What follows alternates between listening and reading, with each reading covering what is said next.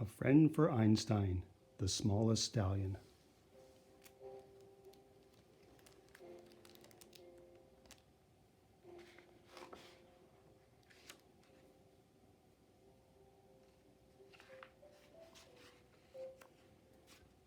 This book is dedicated to fur babies and those who love them.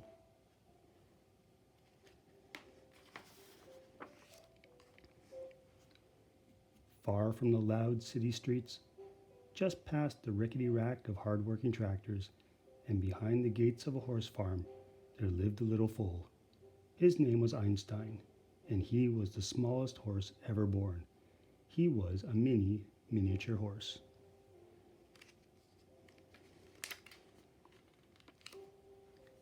Every morning, after a hearty breakfast of oats, milk, and hay, Einstein would follow his mother out of their stall and into the paddock to explore. He had hooves the size of quarters, and he could walk right under his mother's belly. Being so low to the ground, Einstein could see things up close, like the speckles on a tiger lily, his favorite flower.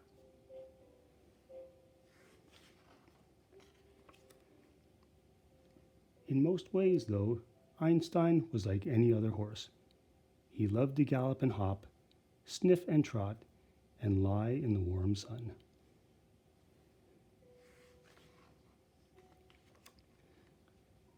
One day, while grazing in his pen, Einstein spotted a herd of miniature horses nearby. They dashed and darted. They zigzagged and sauntered. Their shiny tails whipped in the wind, and Einstein jumped with excitement, longing to join them.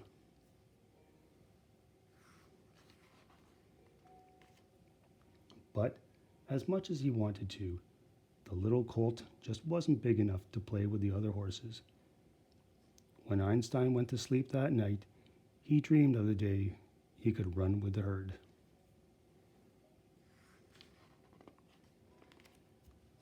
There was no escaping it. Einstein was lonely.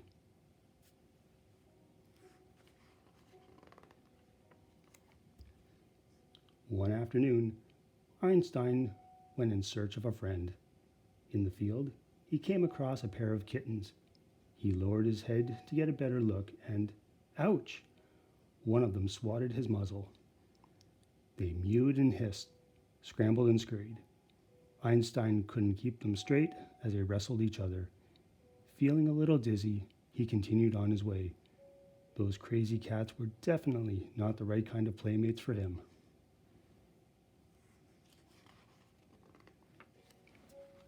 Next, Einstein spotted some ducks by the pond.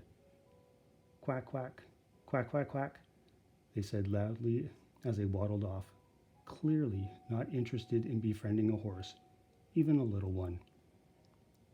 Maybe it was because he didn't know how to swim.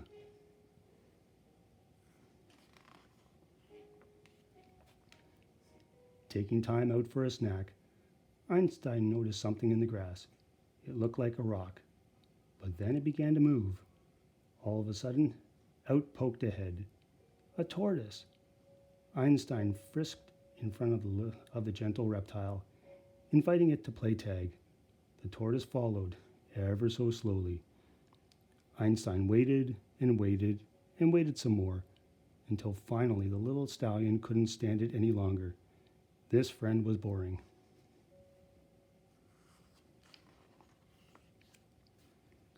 A bunny, basking in the golden glow of the afternoon sun, looked more promising. Eager to play, Einstein nudged it, but the sudden movement frightened the nervous rabbit. Einstein watched sadly as the bashful bunny hopped away. Poor Einstein.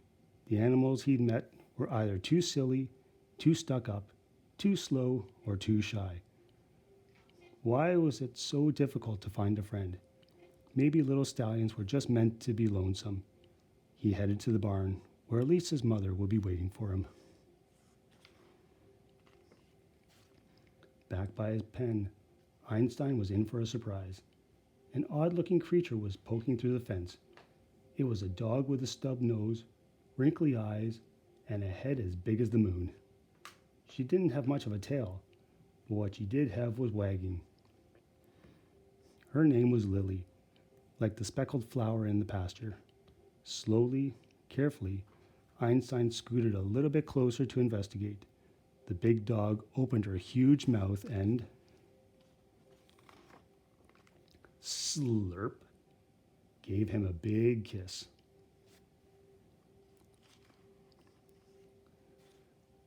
Einstein pranced from one side of the field to the other, showing Lily how fast he could gallop.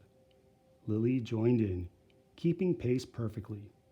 For the rest of the afternoon, the horse and dog played tag, rolled in the grass, and loafed around together. It was as if they had known each other forever. The little horse with a big heart had finally found his friend.